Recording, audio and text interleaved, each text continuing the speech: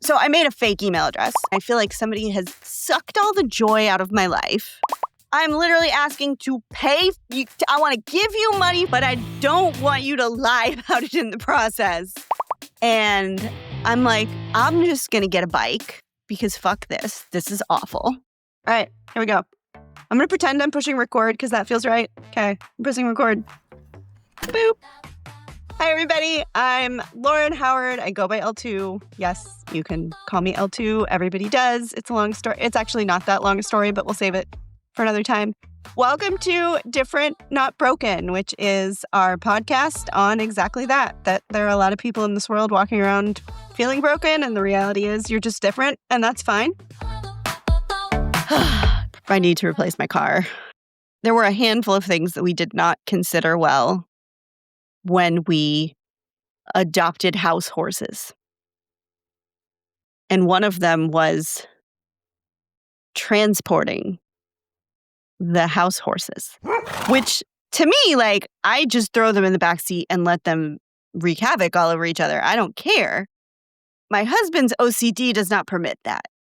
We need apparently more order and less slobber all over every corner of the car, to which I'm like, I have a car. I'm going to use it for whatever car things I need it for. And he has this thing about not having dog slobber everywhere, which I understand in theory, but like, does life really allow for that? Like, when you're just living your life, do we have that much time to worry about dog slobber? So we are car shopping. And I know that car shopping is a universally miserable experience, at least in the US. I don't know if it's better anywhere else in the world. I hope it is. I hope that this is like shitty healthcare. This is just like a thing that we have. But it has been like every time we go through another day of it, I go home and I feel like somebody has sucked all the joy out of my life. I'm like, I'm just going to get a bike because fuck this. This is awful. Basically, now you buy a car via email, which is fine. Like, you shouldn't go to the dealership and just buy a car unless, I don't know. It just is not a thing you should do because you will get screwed. Even negotiating by email is just a bloody nightmare. And I realized that it's just this, like, it feels like a minefield. It feels like you're walking into a minefield every time you have to have these conversations. And no matter what is happening, every time you turn around, somebody's standing there waiting to screw you over. And I do not exist well in those environments. Like, if you come to me for a service, I'm going to tell you exactly how much the service costs. I'm going to tell you why it can't cost less. I'm going to tell you the ways that maybe it could cost less if these things happen. I'm going to explain to you your insurance coverage. I'm going to do everything's up front. There's nothing hidden. There's no way that I can change, like, the things are the way they are what they are. And I know it's not always that way in healthcare, but that is just the way that I have to operate. And I have realized in the last several weeks that being forced to operate in an existence that does not work that way is bad for my mental health, among other things. Like, holy shit. So you email, and the first thing that they want is to get your phone number. First thing they say is, well, can you give me your phone number and I can call you? No, because then you're going to harass me by phone, and I know you're going to harass me by phone. And you're going to text me constantly. So I made a fake email address. It's not a fake email address. It's a real email address. But it's an email address that is the only, like, I don't use it for anything else. They're not going to get any information from it. It's not in their systems. Or if it is in their systems, it's because of the last time we went car shopping. And I actually have a couple of them now because for some reason, like, a bunch of the emails weren't going through. And so I was like, well, I can just test it out with a new email. I even made one with a fake name to see what happens. Anyway, I'm like incognito trying to shop for cars so these people don't bother me. But I do have an old email that I use very infrequently. So I was like, well, I don't really care if they have that one. And so I used that one for a couple of requests to get more information. And literally as soon as I sent it, I don't put my actual phone number on anything. As soon as I sent it, I was getting text messages. So it's tied to my email in somebody's system somewhere. Some giant CRM has my phone number in it when this email is attached to it. And so, like, literally the second I send the email saying I would like more information, it gets into their system. I get a text message saying, Steve from blah, blah, blah, blah would like to text message you about your request. And I'm like, how did you even get my phone number? So that's exactly why I don't give them my phone number. Thankfully, these are opt-out texts, so I can, like, immediately just say stop. And for the most part, they have not repeated. But like, no, I'm not giving you my phone number. If that's the way that you behave as soon as you have my phone number, I'm certainly not giving it to you again. They say like, can you send your phone number? We can resolve this in a quick call. And I'm like, there's nothing to resolve. What are you actually charging for the car? Then they don't want to give you what they're charging for the car. If you ask for numbers on a lease, but because of our businesses, it makes sense to lease, though I'm not sure that that's what we're going to do. They act like there are not places on the internet where you can figure out what reasonable lease numbers are. Like where you can literally put in the VIN for the vehicle. And they'll be like, this is inexpensive, this is medium, this is high. And they're like past high. They're like hundreds of dollars beyond high. So they send numbers and you're like, what insane planet did you get these from? What turnip truck did I supposedly fall off of?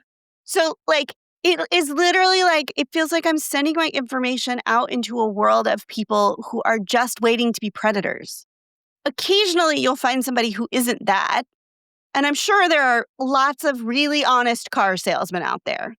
I would like somebody to make a fucking list. Because I will just go buy my cars from there.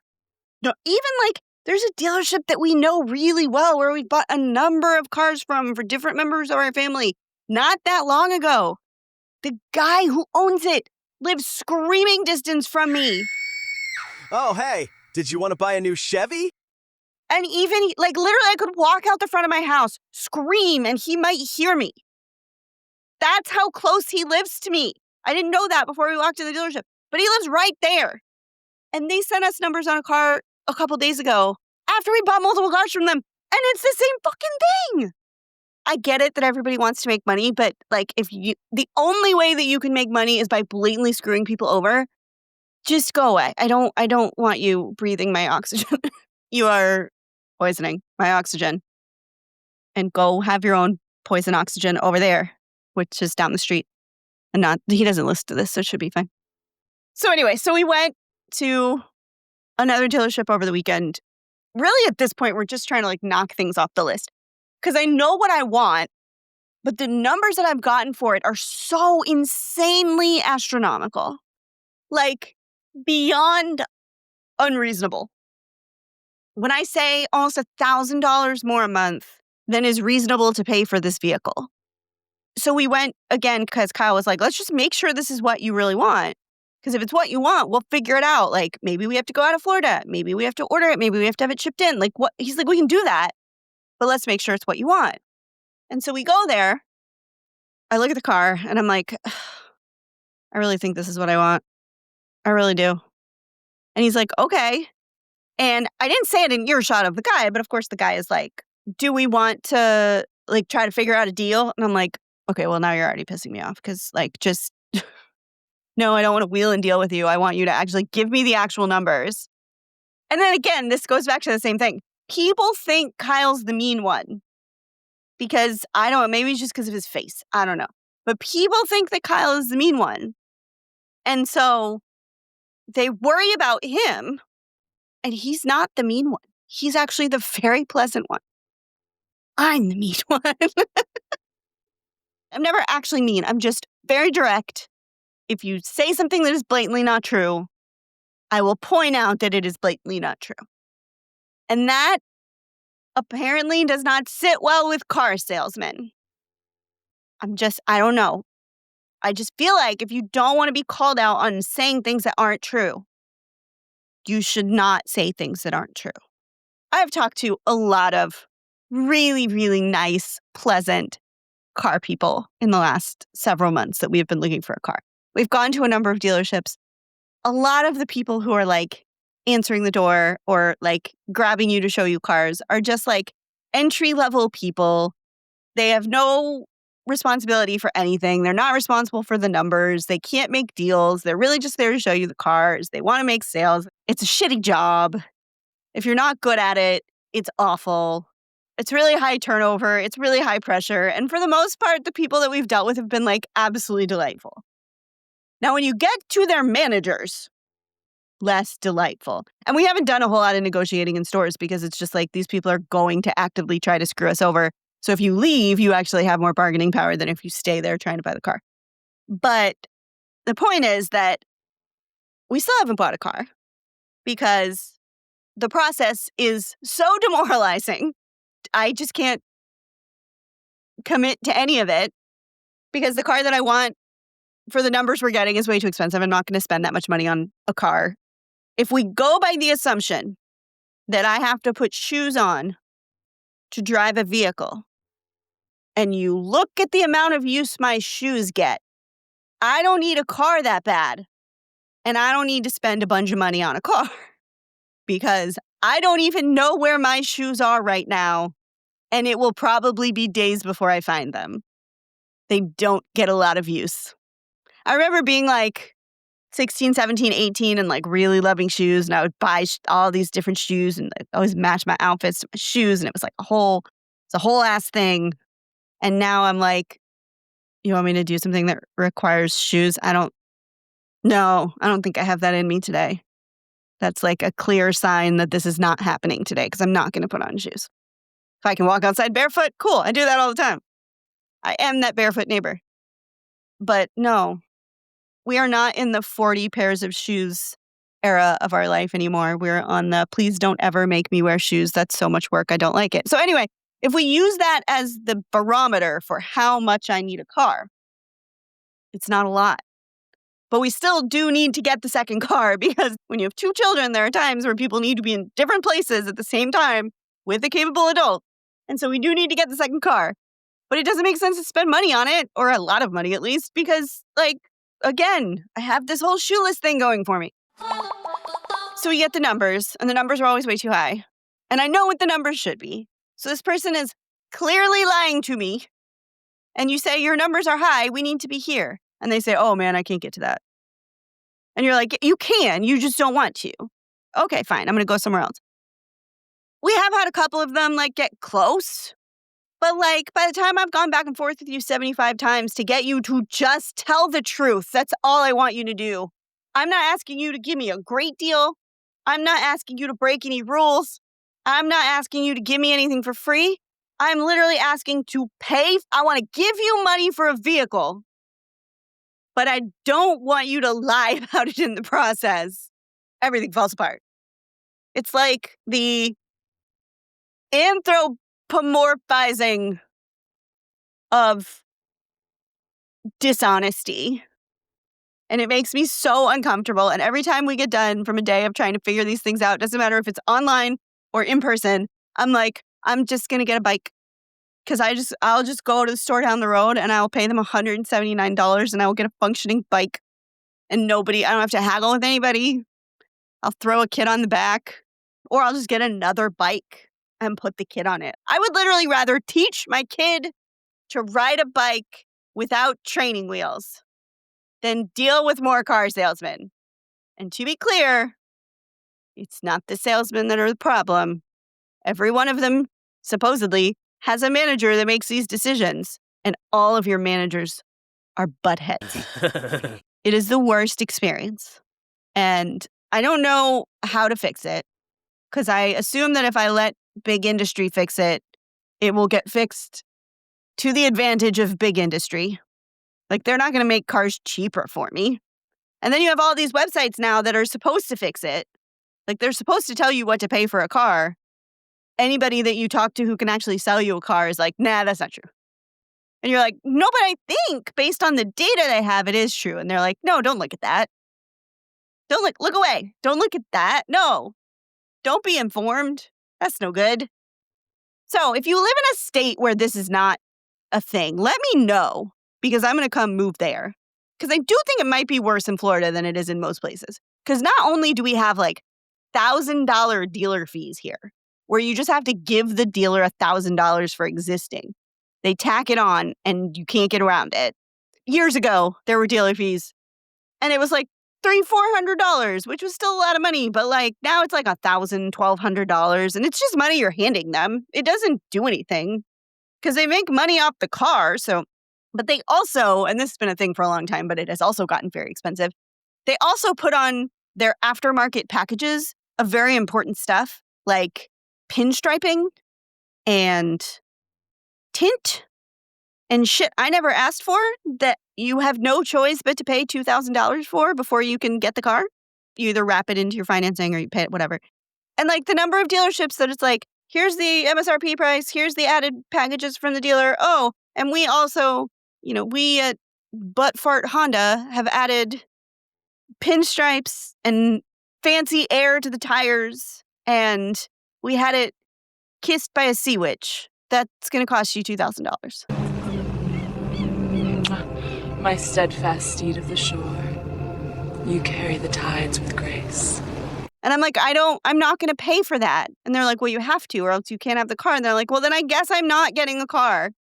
Because first off, the number of cars that they add this pinstriping package to that don't actually have pinstripes. They didn't put the pinstripes on the car, and then they charge you for it. Not that I want pinstripes, because I don't, because this is not 1997. But multiple vehicles that we looked at over the weekend had a pinstriping package on them that altogether was like $1,500 or $2,000. And I think of them, 2 of them actually had pinstripes. So they're literally just like, give me all your monies, and we're going to say that there's something important that we put in the car, but we're not actually going to do it. Like, this is literally just a money grab, because you're not going to check to see if the car actually has pinstripes. We're just going to assume you don't have eyes. So anyway, if you live in a state where that is not the case, I doubt it. But if you do, let me know what state that is that I need to move to, because I would like to have fewer headaches trying to just buy a stupid car. Also, maybe I don't buy a car. Maybe I get a bike. Or maybe I'll get a 4-wheeled motorcycle with a sidecar, because that's street legal and you can put a kid in it.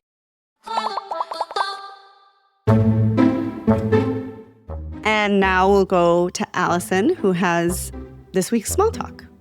I always feel like I'm doing therapy wrong. How do I know if the therapist is actually treating me? How do I know if there's healing at the end of it? Does therapy actually end? What is the metric for success? Just because I have a diagnosis, does that mean I actually need treatment? Where is the balance between mental health treatment and physical health treatment? There were a lot of questions there, and all of them are very, very good questions. And I want to preface all of them with the fact that I am not a therapist. I'm not a psychiatrist. I'm not a clinician.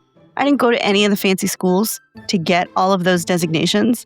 I'm just like a person who runs her mouth a lot and has worked in mental health administration a lot and was raised by a psychiatrist, which makes you kind of acutely aware.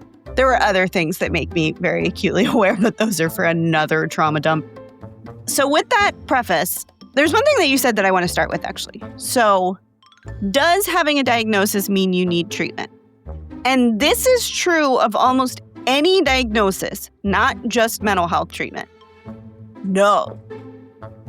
There are plenty of diagnoses where the right intervention is no intervention. There are plenty of mental health diagnoses that are not really affecting you in any way. And so you decide that no treatment is the right solution. We have people come to us all the time and say, like, do I need an autism diagnosis? I'm pretty sure I'm autistic. Do I need to go get a diagnosis?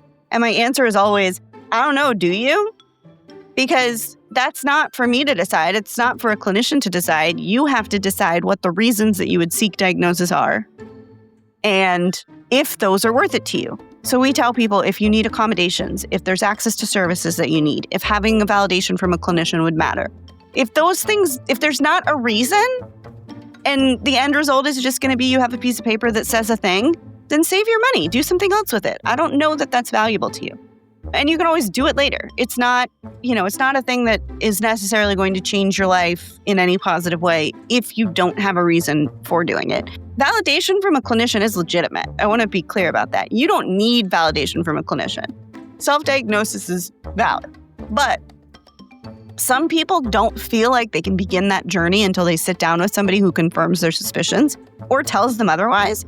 And so if that's what, that's a real reason to go, just because it's not going to, result in some giant change of lifestyle, it's still a real reason to go sit with a provider and get a diagnosis. That said, there are so many situations where in any illness, the right thing to do is nothing. And that's between you and your clinician and your family and whoever's involved. One of the things I will say, and this is one of the harder parts of being in mental health treatment, this is something my dad always used to say. The person who's suffering is the patient. And sometimes that is not the sick person. So let me explain what I mean there. So if you have a family and everybody in the family is really, really struggling because one member of that family is a drug addict and is in active addiction, and everybody else is made miserable about it, but the drug addict is fine with it and is not interested in changing their behavior, then the patient there is not the drug addict. It's the family, because the family's suffering. It's somebody in the family who needs help. They go seek assistance for what they're going through, even though it's technically precipitated by someone else. In that situation, for the quote-unquote sick person, the right intervention is no intervention because the person doesn't want treatment. You can't force them to get treatment. You can't convince them to get treatment. You can't bribe them to get treatment. None of those things work. The sick person is not the patient in that situation. The patient is the person who knows there's a problem and wants to get better from it. There are times where a clinician will say this needs intervention and the patient will decide no. That's the patient's right. They get to do that. And so that's also a situation where no intervention is the right thing, even though clinically it might not be the right thing. That was the patient's decision. I won't say that therapy ends, but there are there are pausing points. There are points where you decide that you would like to go action on the things that you've learned over an extended period of time without repeated intervention. And that's kind of a progression of the therapeutic process. Are there people who've been in therapy for 10 years, 12 years, 15 years continuously? Yes. I won't say that that's good or bad, but I had a friend come to me probably 3 or 4 years ago and say, I think I need to find a new therapist. I love my therapist. I think we've gotten to the point where she knows me too well now, and it's time to move on to somebody who can kind of challenge me in new ways. And her concern was like, how do I break up with my therapist? Which is like a real thing. That's a thing that people have to do sometimes. And I think she thought I was going to handhold her through that process. And I think I actually eventually did. So because that was what she wanted. But my question was, why do you need another therapist? Like, what's going on in your life that you feel like you need additional intervention for? And she was like, well, I just want the support. And I was like, for what? Because you go to therapy to treat something. And if you still feel like you need the support, what is the support for? And she couldn't really verbalize it to me. She just didn't know. She just had gotten so comfortable with the idea of being in therapy. And she wanted to go find new things that she could work on and improve on. And I'm like, I don't know that that's therapy. I don't know that that's what that's for. We did find her a new therapist. I think she's been with them a long time. She's doing well. But that you can graduate from therapy. You can grow out of therapy. You can grow out of a therapist. You could decide to take a break. You can decide that maybe this isn't right. If you're not certain that you're getting something out of therapy, maybe it's not the right therapist. This sounds really awful, but if you don't leave therapy feeling either way better or way worse, there's probably something amiss. I don't want to set the expectation that therapy makes you worse, because it doesn't, and I'm a big believer in therapy. But there are times you're going to go to therapy and it's going to be like ripping a Band-Aid off, and you are going to feel like every ounce of you has poured out onto the floor, and you are just picking it up in a bucket with the hopes of putting it back where it belongs.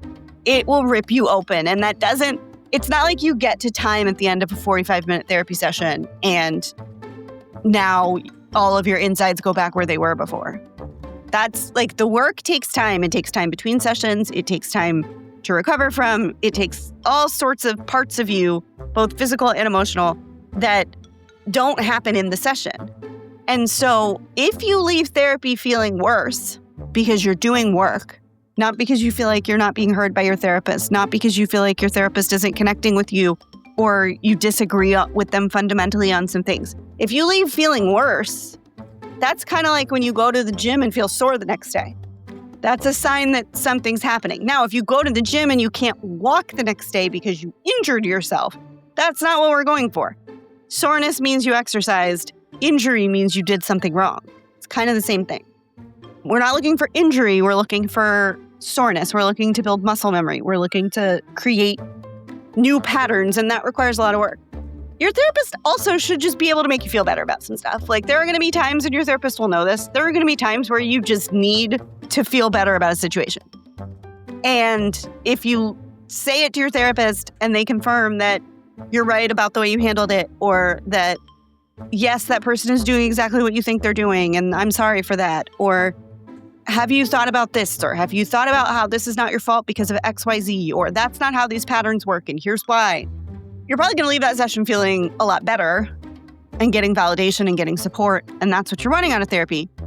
If you leave therapy every time feeling like you talked about the same stuff and it wasn't super actionable, you're not sure how it's helping you, then it might be time to either take a break or maybe look into finding a new therapist. That doesn't mean that you're not getting something from it. It just maybe means you need a little bit of space and time to kind of conceptualize what you were getting from it. The other thing is, have this conversation with your therapist. That's okay. Conversations about the mechanics of therapy are kind of a part of what's happening. And if your therapist says, like, I see huge changes in you, and here's where I think you're improving, and here's where I think we still need to work, and is open and positive about that conversation, then you're probably in the right place. Or if the therapist says, listen, I think you're running into the same challenges, and maybe you need somebody who's trained in XYZ. Again, that's a good recommendation. If the therapist is not cool with that conversation and doesn't want to have it because of whatever reason, like, maybe that's the wrong therapist. There's no one answer to any of the things that you've said, but there are lots of situations where no intervention is the right intervention. And also, you should feel safe enough to say almost anything to your therapist, and is this working should be part of it, or can be part of it. That was a very long small talk. That was more like a long talk. Thanks for being here, guys. Have a good day. Love you, mean it.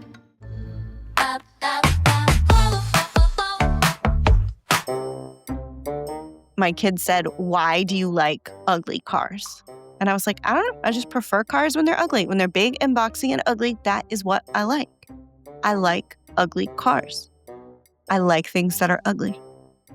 And my 9-year-old looked at me and said, do you like yourself? I was so proud. I was so proud. I laughed, but I also just like I took this like sharp inhale, like, that was a sick bird, child.